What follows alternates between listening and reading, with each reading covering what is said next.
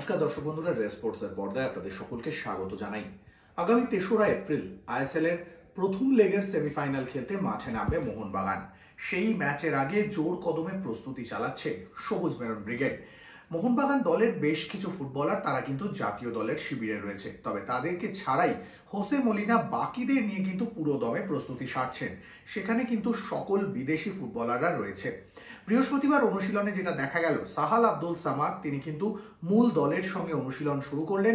গত কয়েকদিন আমাদের প্রতিবেদন ভিডিওতে আপনারা জানতেই পেরেছিলেন যে সাহাল আব্দুল সামাদ কিন্তু আশিস রায় এবং জেমি ম্যাকলারেনের সঙ্গে সাইড লাইনের রিহ্যাব সারছিলেন। তবে আজকে যে খবরটা অবশ্যই মোহনবাগান জনতার মুখে হাসি ফোটাবে, কারণ নকআউটের আগে মূল দলের সঙ্গে অনুশীলন শুরু করা মানে তিনি আস্তে আস্তে সুস্থ হয়ে উঠছেন এবং নকআউটে হয়তো তিনি মাঠে নামার জন্যও প্রস্তুত রয়েছেন।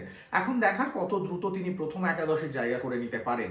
তবে এখনো পর্যন্ত যে সংশয়টা কাটছে না সেটা হলো জেমি ম্যাকলারেন। তিনি কিন্তু এখনো সাইড লাইনে অনুশীলন করে যাচ্ছেন। আমরা সকলেই জানি যে আইএসএল এর শেষ লিগ পর্যায়ের যে শেষ ম্যাচটা ছিল এফসি গোয়ার বিরুদ্ধে, সেই ম্যাচে কিন্তু কার্ড সমস্যার জন্য জেমি ম্যাকলারেনকে খেলাননি হোসে মলিনা।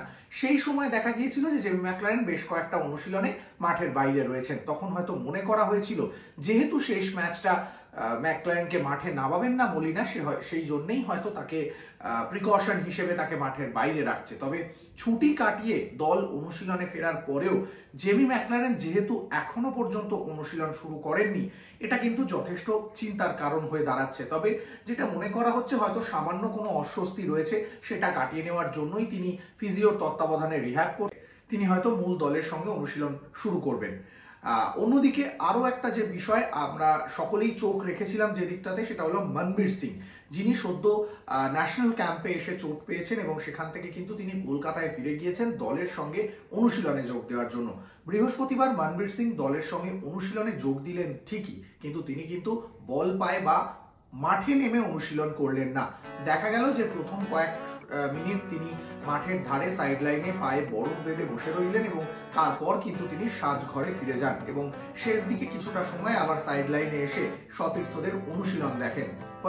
ফলে মনবীরের যে চোটটা রয়েছে সেটা কিন্তু আপাতত বোঝা যাচ্ছে বেশ গুরুতর। তবে সূত্র মারফত যেটা জানা গিয়েছে যে মোহনবাগান দলের তরফ থেকে তার চোটের জায়গায় এমআরআই করানো হয়েছে এবং রিপোর্ট না আসা পর্যন্ত চূড়ান্ত কোনো সিদ্ধান্ত নেওয়া হবে না।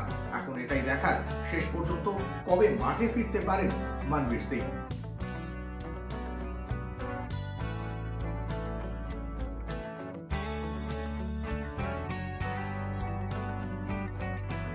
ক্যামেরায় শুভম মণ্ডলের সঙ্গে সৌরভ মুখার্জি, রেস স্পোর্টস।